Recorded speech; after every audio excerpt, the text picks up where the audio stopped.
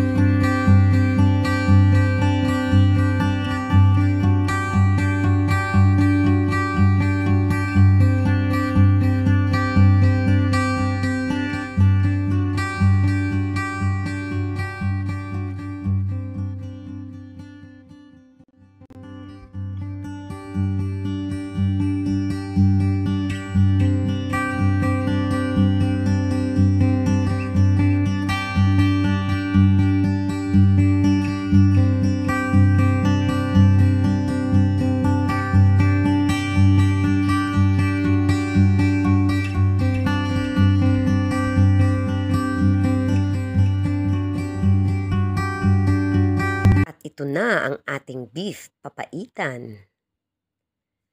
Thank you for watching. Don't forget to like, share, and subscribe.